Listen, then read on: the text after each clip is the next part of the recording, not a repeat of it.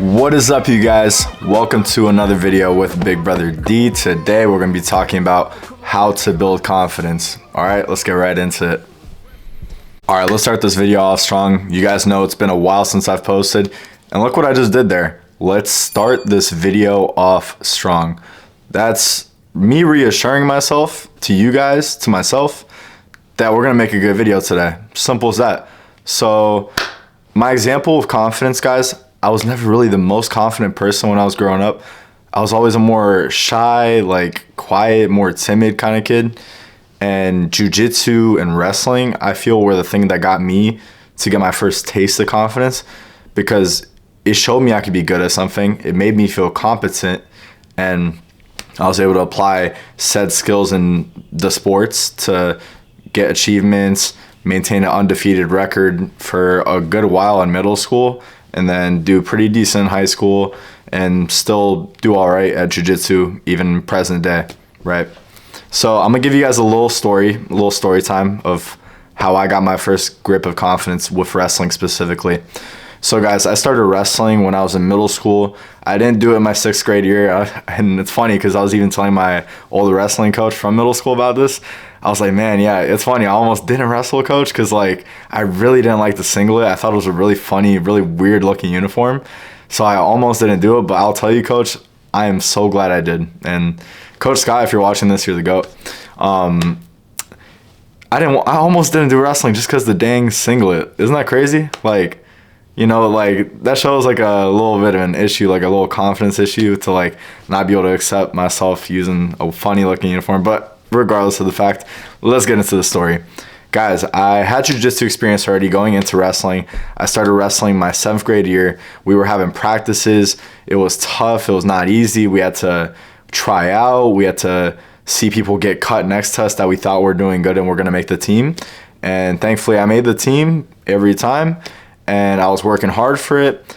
And my 7th grade year, my first year wrestling, we had an undefeated record. My 8th grade year, right, the next year we retried out, we're wrestling undefeated, and then boom, right here, we got our first loss against an old friend of mine from elementary school. And I'm not going to dox his name, right, but all credit to him. He knows who he is if he is watching this video. So yeah, I don't remember if he pinned me or if he got me by points, but point is, I lost to him. He was my first loss, and guys, it was incredibly it was a negative, but probably the most positive experience ever, because it showed me how to deal with loss for the first time, right? Like, I haven't really done anything up until that point where I lost. So it's like, it was a good reality check. Like, even I can lose, even whoever else can lose. Like, there's a couple people out there that don't lose, right? Like Floyd Mayweather and like whoever else, but that's a conversation of its own. But I dealt with my first loss, and that struck my confidence. But then, man, I came back, I was like, dang, like, am I really going to let one loss, like, dictate my future in wrestling? Like, am I going to hang my head down like this and walk without confidence? Like, no. The reason I win is because I'm training, I believe in the work I put in, and I walk there, I walk out there to the mat, shake hands with my opponent, I'm ready to go, we're locked in. There's not a moment in my mind where I let even the thought of losing sink in, right? So this utter belief, you got to have the utmost belief in yourself. And I say this with like full, how do you say, like, I say this with full confidence, right? I say this with full confidence, seriously. You got to have confidence, you got to believe, you got to have self-belief in yourself. But how are you going to have self-belief in yourself if you're not willing to put the work, if you're not willing to practice, if you're not willing to suffer, grind, you know, do the hard thing, do debatably harder things than what you're going to be competing at to win and get your result? You got to put work in. It's the same thing as saying, oh, I'm going to get a 600 on this SOL. And SOL is like the standards of learning, like end of year tests in Virginia. And 600 is the highest point score anyways. I'm going to get a 600 on my SOL, but I'm not going to practice. I'm not going to study for it. I'm going to barely show up to class. I'm not going to write notes. Like, that's not someone who gets a 600. A person who gets a 600 is showing up to class every single day, doing every assignment on time, talking to teacher after class, maybe even staying after school to do more work and get extra practice. And then on top of that, at home study.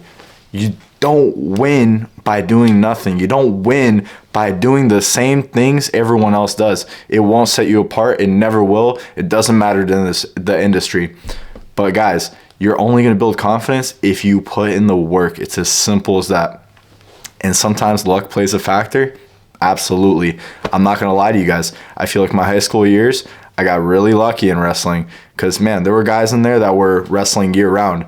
Granted, whenever it wasn't season for wrestling, I would do jiu-jitsu, so it's not like I wasn't doing anything necessarily, but there were guys much better than me who were training year-round, and I still got a similar result respectively to them, respectively.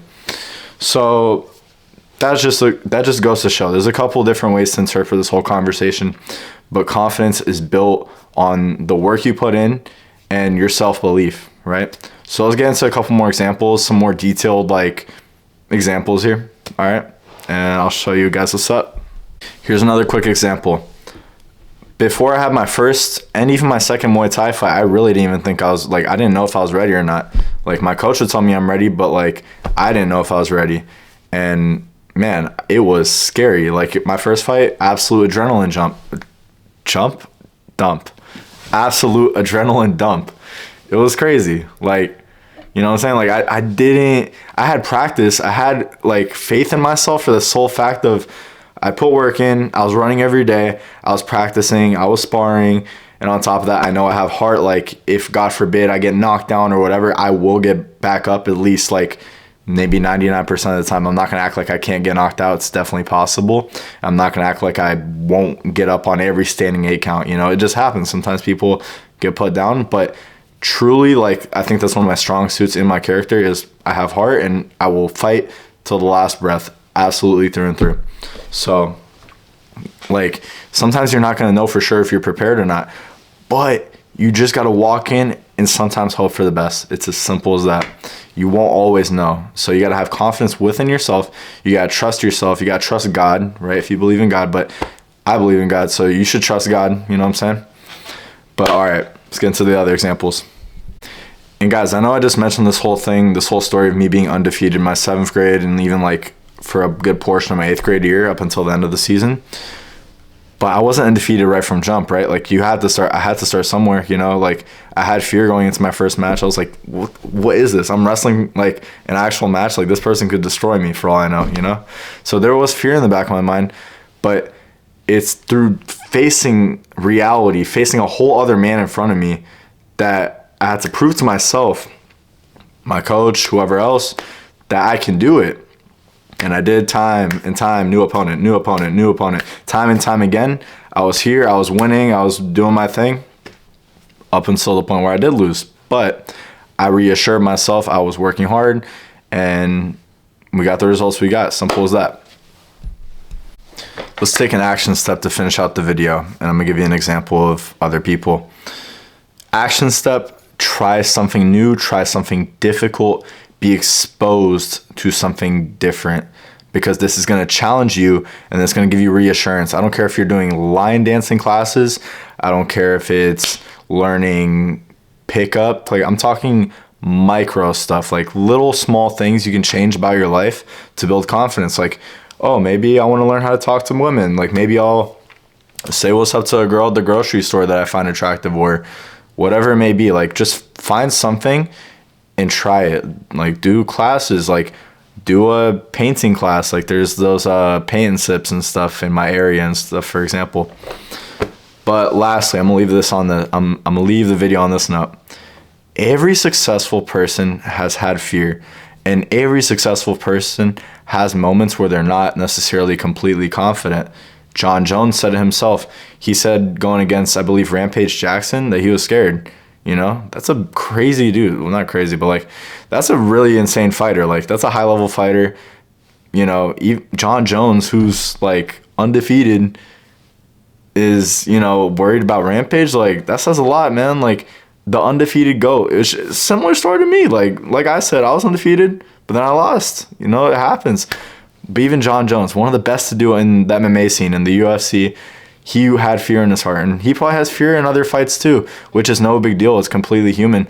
But he learns to trust himself. He has a great fight IQ. He learns to trust himself, and he's able to put on a show and get the record and the result he wants.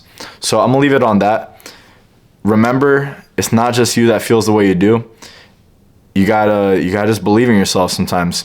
It's okay. We're not gonna be perfect all the time. But let's leave it on that one for now. Let's close out the video with a little mini channel update real quick. Just because I haven't posted in a while, so I even posted this on TikTok just now.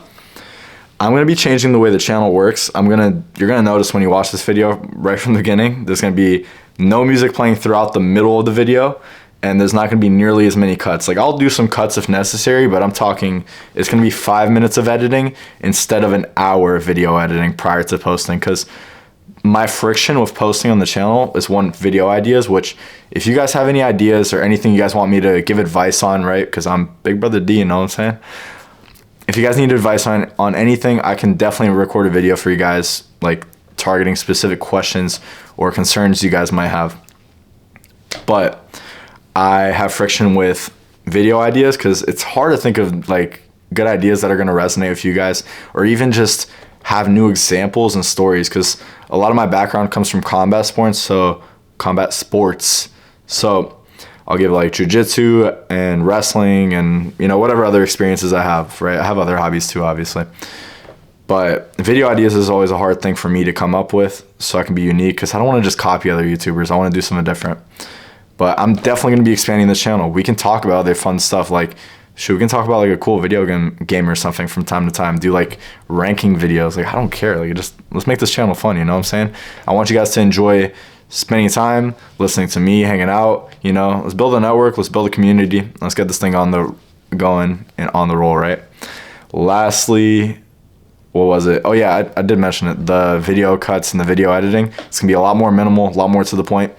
And my inspiration for this is literally because I watch a YouTuber on here called Pauly Walnuts. He's really cool, very well-spoken guy, but he doesn't show himself on camera. He just puts Call of Duty gameplay up. But like, I'm not here watching my phone, like watching his Call of Duty gameplay, listening to him. Like, I'll put my phone down elsewhere in the room, and then I'm doing my thing. I'll be cleaning or writing stuff down, planning stuff for the week, doing whatever I need to do. Walking around the house, eat food, you know what I'm saying? Like, but I'm listening to it, I'm not watching to it. So that is what's bringing me the inspiration to not do as many cuts anymore. So we're going to see how this goes. I'm going to see if this is something that resonates with you guys, if you guys care for that.